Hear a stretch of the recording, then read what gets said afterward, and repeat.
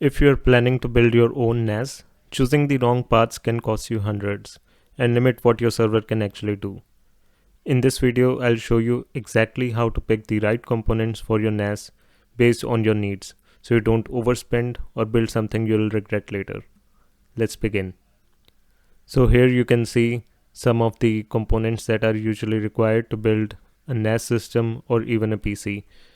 You require a case, motherboard, CPU, power supply unit, some memory, and some extras. So these are just the basic components. Now I will go through the components one by one. So first of all, you need a case in which you would start building your NAS system. And for this case, basically there are some choices that you can do. So first of all, you need to answer questions like what would be the case size and how many drives you would like to install. So for the case sizes, there are usually three case sizes that we have. So there is a ATX case, a mini ATX case, or a MITX case. And now I can show you some examples of what I mean by these three different case sizes. So we are at the Amazon's website, and here we can search for ATX PC case. And now you see these big bulky cases like this. These are usually the largest cases that you can find out there. And normally you maybe don't require these big cases. But if you already have a big case present in your home that you would like to repurpose as a NAS case, that is totally acceptable, and yeah, it would save you some cost. Then after these ATX cases, there are some mini ATX PC cases, and these are generally smaller than the ATX cases, but they still take up some room. These are usually the sweet spot for NAS cases because they have enough room to contain multiple hard drives, and they are usually not that big that they take up all of your desk space. Then there are MITX PC cases, and these are usually the smallest PC cases, as you can see some examples here, and they usually don't have enough room to contain hard disks that we require for NAS. But if you're building a PC, then for that these mini ITX cases could be pretty useful. Then as I said, so first of all we need to fix on the case size. Which case size do we need? And to answer this question, we also would like to ask another question, that how many drives we would like to install in this PC case. So normally for a home use case, you can require maybe 2 hard disks, 4 hard disks, or 8 hard disks. I believe 8 is usually more than enough for home cases. And if you have each hard disk as a 20 TB hard drive and you have 8 of them, then you already have roughly 150 or 160 terabytes of space, which is more than enough. And from my experience, what I've seen is the best bang for buck cases are usually these Johnspo cases. I've searched for a lot of cases. Even the Silverstone ones are quite good. But in the end, what I found was that the Johnspo cases are the best bang for buck, and that they have good ventilation. They are easy to build PC in, and hard drives are easy to access in Johnspo cases. So for instance, I chose for my build this Johnspo N3 case, which has been quite good because here I can directly plug in my hard drives, so they are hot swappable, and it also has enough room for CPU coolers, a mini ITX board, a mini ATX board, and so on. So once we have the case finalized, then the next thing that we would need is the motherboard, and this motherboard would actually house all of the components inside this case. So the motherboard is then the brains of your PC or your NAS system. And again, the selection of motherboard depends on multiple factors. So basically, first of all, we need to choose whether we want Intel CPU or an AMD CPU inside our motherboard. So based on whichever we choose, there can be different motherboards. So if I write here Intel Mini ATX motherboards, then I get different motherboards. So for instance, Asus Z790 Plus. But if I write here AMD motherboards, then you see these motherboards are different than the Intel ones. So this is really crucial that you select first of all whether you want to go with Intel or AMD.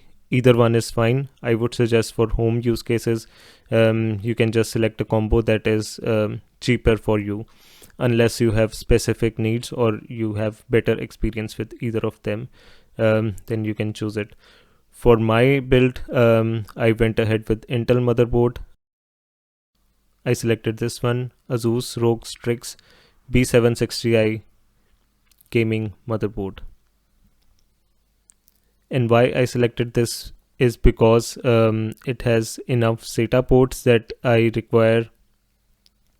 It has an expansion slot which I can then use to have either a GPU in my system, or I can have a 10 gigabit Ethernet adapter here as well. But this motherboard already has 2.5 gigabit Ethernet port, so networking is already quite good for this motherboard. And it has two M.2 slots where you can have your SSDs, and I overall think this is a good motherboard to pick if you find it at the right price. There can be other motherboards as well. So if you search for NAS motherboards, you would see some motherboards like this, and these can have either already the processor inside them, or you would have to buy the processor separately. The only difference here is that these motherboards are more optimized for performance, so they would take up less power and less energy, and they would be more efficient for NAS based tasks. But why I chose this one is because the motherboard that I was looking for, I found it at a quite high price on Amazon when I compared the same functionality with this motherboard. So this is why for my use case, I think this ROG Strix motherboard sits quite well, and I don't also have to spend a lot of money for this.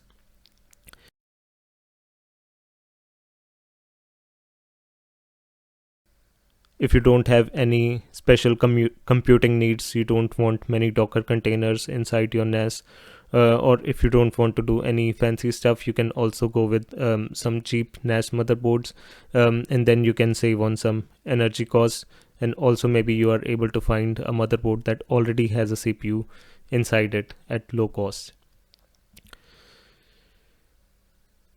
So once we have decided we want to go with Intel or AMD, we have decided the case size, whether it would be an ATX, mini ATX, or micro ITX motherboard, and we have also seen that it has enough SATA ports.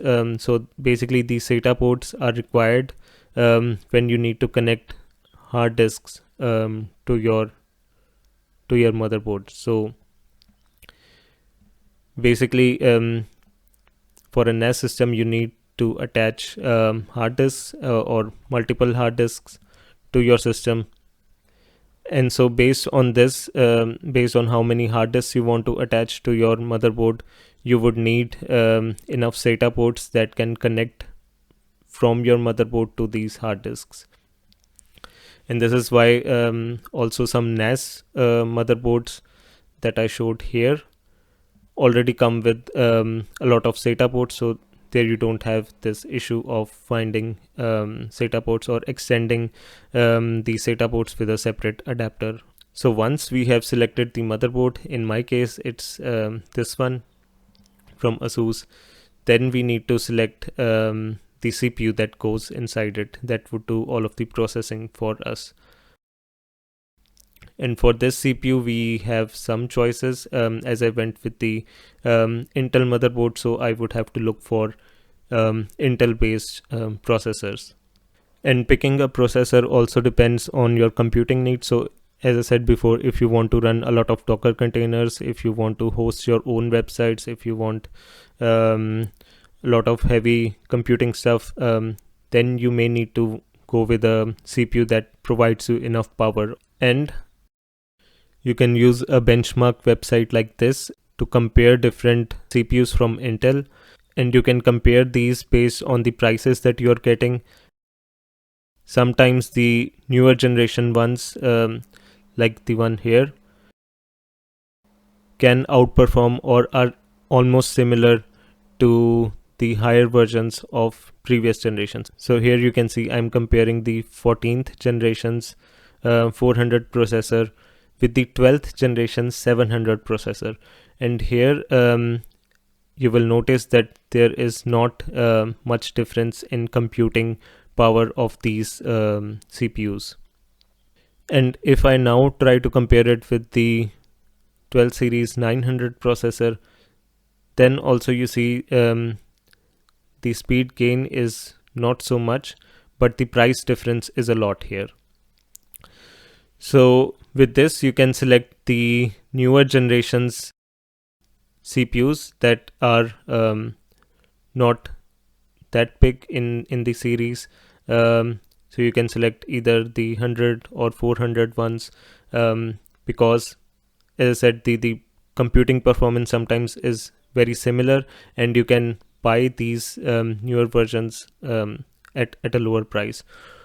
Or if you don't have that much computing needs, then you can also buy the old series instead. So you can use basically a website like this to benchmark and check against different CPUs that you are comparing. Once you have the CPU, then you would need also some sort of a memory for your CPU, and this is where RAM or random access memory comes in, and this can also be of two types. So if you are already looking for a NAS system, you would come across something called as ECC RAM, and some enthusiasts claim, and it might be right, that this ECC RAM is better suited for NAS systems.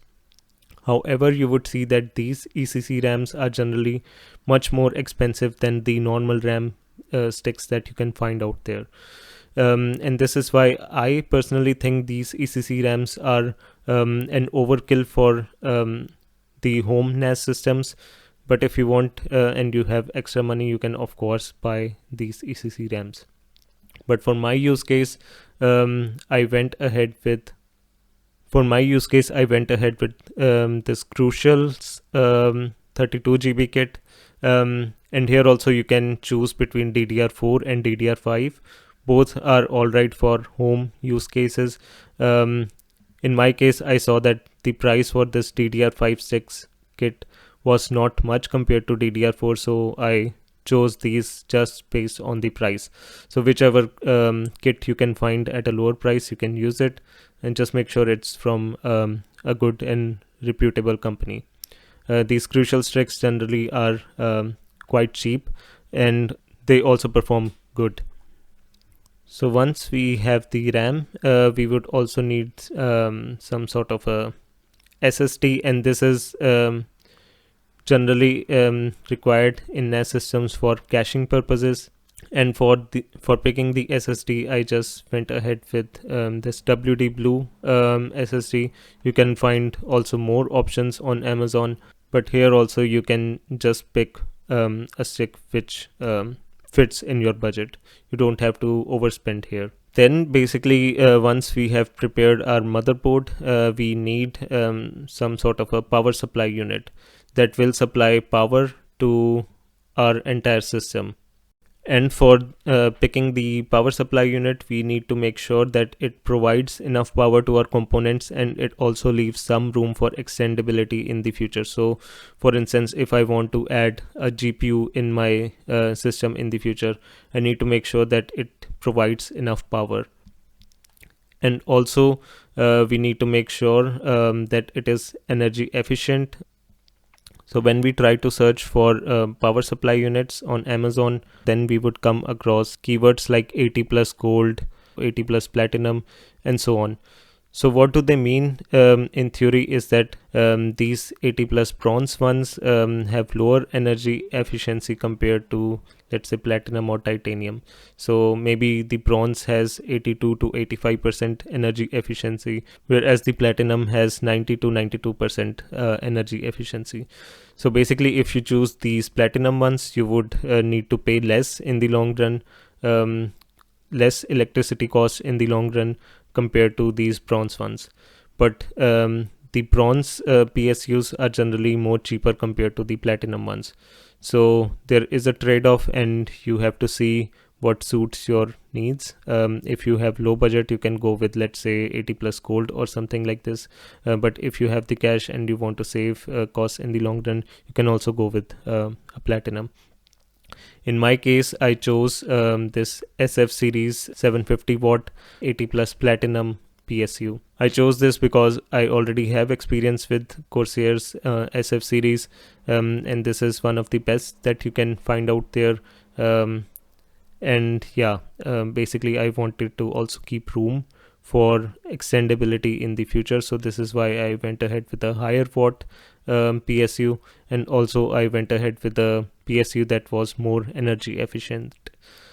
And once you have all of this, then you need some extras, such as some CPU fans that can provide cooling to your motherboard.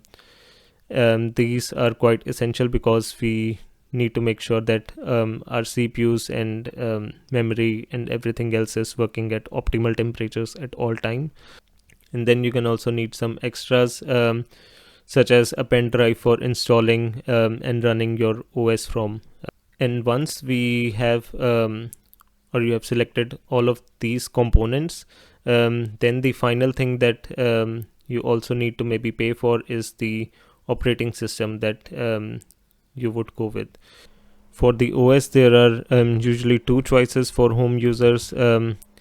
There is the first one, that is Unraid, and then there is TrueNAS. As you might have already seen, I use this Unraid. The benefit to this is it is quite easy to use for first time users, and it is also quite easy to have a disk as a backup in this setup. So basically it would be quite simple if you use Unraid, but the only downside here is that you have to pay for this Unraid. So as you can see, there are different pricing plans for Unraid. The starter package is something that I recommend for first time home users. It has everything, 1 year of updates. It lets you use the Unraid software, and you can use up to 6 or connect up to 6 storage devices to this. So basically 6 hard disks you can connect to this Unraid system, and then over the years, if you feel the need, you can of course then upgrade to the more pricier versions. But this is Unraid is something I find quite good for first time users. And the second option or alternative to this is using TrueNAS. And you can see this is an open source software, so you don't have to pay anything here. But it would be a bit of a hassle to configure this operating system for your needs. So if, for instance, you need to add some disks in the future, like as you grow your media server more and you have more money, you would like to add more disks to your system, this would be a bit of a hassle in TrueNAS compared to Unraid. In Unraid, you can easily add new disks, but in here you would need to take some backups, reconfigure your pool, and so on. So it would be difficult in this TrueNAS, but it entirely depends upon your use case and what you want to achieve. um, my main goal here was to just show you an idea of which components you need for a NAS system and how you can pick these components to make it more cost efficient for you. I hope you found this video helpful. See you in the next one.